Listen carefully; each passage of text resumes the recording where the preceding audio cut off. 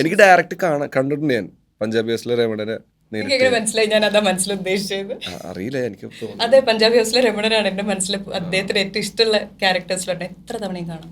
ഞാൻ ഷൂട്ട് കണ്ടിട്ടുണ്ട് ദിലീപ് ഏട്ടനെ മറ്റേ കൊങ്ങക്ക് പിടിച്ചിട്ട് നിനക്ക് സംസാരിക്കാൻ അറിയാലടാ, അപ്പൊ എന്നോട് ക്ഷമിക്കൂ രമണ എന്ന് പറയുന്നൊരു പരിപാടി ഞാൻ നേരിട്ട് ഞാൻ ക്യാമറയുടെ ബാക്കിൽ നിന്നിട്ടുണ്ട്. പക്ഷെ ഇതിന്റെയൊക്കെ ഒരു പ്രശ്നം എന്ന് വെച്ചാൽ നേരത്തെ പറഞ്ഞ പോലെ പ്രസന്റ് ആവാൻ പറ്റത്തില്ല. അതായത് സ്കൂളിലേക്ക് വരാനായിട്ടൊന്നും അദ്ദേഹത്തിന് പറ്റില്ല. പക്ഷെ നമുക്ക് ചുറ്റുമുള്ള എല്ലാവർക്കും അറിയാം നമ്മൾ ഇന്നയാളുടെ മകനാണെന്ന്, പ്രത്യേകിച്ച് സ്കൂളിലേക്ക് വരുമ്പോൾ. ഒരു സാധാരണക്കാരൻ്റെ പോയിന്റ് ഓഫ് വ്യൂ എന്നുള്ളൊരു സംശയമാണ്. അപ്പം ഈ എല്ലാ ദിവസവും കാറും ഡ്രൈവറുമായിട്ട് ചെന്നിറങ്ങുന്ന, കുട്ടികളുമായിട്ടൊക്കെ കുറച്ച് അകലം പാലിക്കുന്ന, ടീച്ചർമാരുടെ കണ്ണിലുണ്ണിയായ, ഹാർഡ് വർക്കിംഗ് ആയ, നന്നായി പഠിക്കുന്ന ഒരു കുട്ടിയായിരുന്നു. എന്താ ചിരി അർജുന അശോകൻ. ഞങ്ങൾക്ക് ആ സമയത്ത് ഒരു സാൻഡ്രോ ഉണ്ടായിരുന്നു. ഡ്രൈവർ ഉണ്ട്, കാരണം അച്ഛന് വണ്ടി ഓടിക്കാൻ അറിയാം, പക്ഷെ ഓടിക്കൂല. പക്ഷെ ഞാൻ പോയിക്കൊണ്ടിരുന്ന സ്കൂൾ ബസ്സിലാണ്. എന്നിട്ട് എന്നെ അങ്ങനെ ആരും മൈൻഡ് ചെയ്യാറൊന്നുമില്ല സ്കൂളിൽ. ഇന്നയാളുടെ മകനാന്ന് മാത്രം. പക്ഷെ അലമ്പായിരുന്നു, പഠിക്കൂല. അപ്പം അങ്ങനത്തെ ഒരു കൊച്ചായതുകൊണ്ട് സ്വാഭാവികമായിട്ട് അങ്ങനത്തെ പരിപാടി. പിന്നെ ഡിസ്ലെക്സിക് കിഡായിരുന്നു, താരേസമീൻ പെർ മൂടായിരുന്നു. അതുകൊണ്ട് എനിക്ക് മറ്റേ ഹിന്ദി ക്ലാസ്സിനൊക്കെ റിസോഴ്സ് റൂമിൽ കൊണ്ട് ഇരുത്തുക, അങ്ങനത്തെ കുറച്ച് സ്പെഷ്യൽ അറ്റൻഷൻ.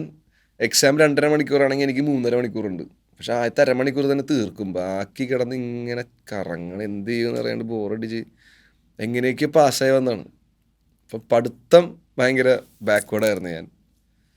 പക്ഷെ അല്ലാണ്ടുള്ള ആക്ടിവിറ്റീസ്, ഡാൻസ്, പാട്ട്, പിന്നെ ഡ്രാമ, അതിനൊക്കെ ഫ്രണ്ടിൽ ഉണ്ടാവും. മതിയെന്നല്ല, പക്ഷെ ആ സമയത്തൊക്കെ പഠനം, ഇപ്പോഴും പഠനം ആവശ്യമുള്ള സംഭവമാണ്. ഞാനൊരു കോളേജിൽ പോയി ഇങ്ങനെ സംസാരിച്ചു. ഞാനിങ്ങനെ പറഞ്ഞു, ഓക്കെ കുറച്ച് പഠിക്കുക, മാക്സിമം അലമ്പാന്ന് പറഞ്ഞാൽ ഞാൻ ഉദ്ദേശിച്ചത് നമ്മുടെ കൊച്ചി സ്ലാങ്ങിലാണ് അത് പറഞ്ഞത്. ഞാനൊരു ആ ഏരിയയിൽ അത് ഭയങ്കരമായിട്ട് ഒരാൾ റൈറ്റപ്പ് എഴുതി ഫേസ്ബുക്കിൽ. ഇതാണ് സ്റ്റാർ കിഡിന് എന്തും പറയാലോ. ഞാൻ എന്താണോ എനിക്കറിയാൻ പാടില്ല. ഞാൻ പറഞ്ഞാൽ നിങ്ങൾ കുറച്ച് മെമ്മറീസ് ഉണ്ടാക്കുക, മാക്സിമം എൻജോയ് ചെയ്യാന്നുള്ള രീതിയിൽ ഉദ്ദേശിച്ചത്. പക്ഷെ നമ്മളുടെ കൊച്ചി സ്ലാങ്ങിൽ അലമ്പ് എന്ന് പറഞ്ഞാൽ ബാക്കി ആൾക്കാർ കേൾക്കുമ്പോൾ പ്രശ്നം ഉണ്ടാക്കണം എന്നുള്ള മൂടായിപ്പോയി. മറ്റേ പൊളിയായിരുന്നു. അത് പക്ഷെ അത് വേറെ സെൻസിലാണ്. എന്നെ തെറ്റുണ്ട്, ഞാനത് മര്യാദക്ക് ഫ്രേസ് ചെയ്ത് പറയണമായിരുന്നു. ഇപ്പോൾ ഭയങ്കരമായിട്ട് അത് റീച്ചായ ആൾക്കാർ മറ്റേ ഇപ്പം പഠിച്ചാലും പഠിച്ചില്ലെങ്കിൽ എന്തെങ്കിലും ഇപ്പം മറ്റേ സിനിമയിലേക്ക് കയറി മറ്റേ ഇപ്പം ഞാൻ മറ്റേ അയ്യടെ ഇത് എന്താ ചെയ്യുക, പിന്നെ മിണ്ടാതിരിക്കുക, റിയാക്ട് ചെയ്തിരിക്കുക, അത് അവിടെ തീർന്ന്. പിന്നെ ഇപ്പം കോളേജിൽ പോകുമ്പോൾ എല്ലാവരും പഠിക്കുക, എൻജോയ് ചെയ്യണം കുറച്ചൊക്കെ. മെമ്മറീസ് കുറച്ചൊക്കെ. അനശ്വര ഇന്റർവ്യൂ ചെയ്ത സമയത്ത്, അപ്പം അനശ്വര ഫസ്റ്റ് മൂവി കഴിഞ്ഞിട്ട് സ്കൂളിൽ ചെന്ന സമയത്ത് മിസ്സുമാർ അനശ്വരയുടെ ഫ്രണ്ട്സിൻ്റെ അടുത്ത് പറഞ്ഞത്രേ, അതായത് അവളുടെ ലൈഫ് സെറ്റായി, നിങ്ങൾ അവളോട് കൂട്ടുകൂടി നടന്നോ, അത് അനശ്വരയ്ക്ക് ബുദ്ധിമുട്ടായി, വിഷമമായി, മനസ്സിന് പ്രയാസമായി എന്ന് പറഞ്ഞു.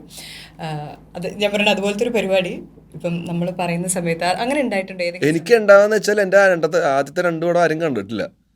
അപ്പം ഞാൻ സിനിമയിൽ അഭിനയിച്ചിട്ടുണ്ട് പോലും പകുതി മുക്കാലും ആൾക്കാർക്ക് അറിയാം. ഞാൻ കോളേജിൽ നിന്നപ്പോൾ എന്നെ ആരും മൈൻഡും ചെയ്യണ്ടായില്ല.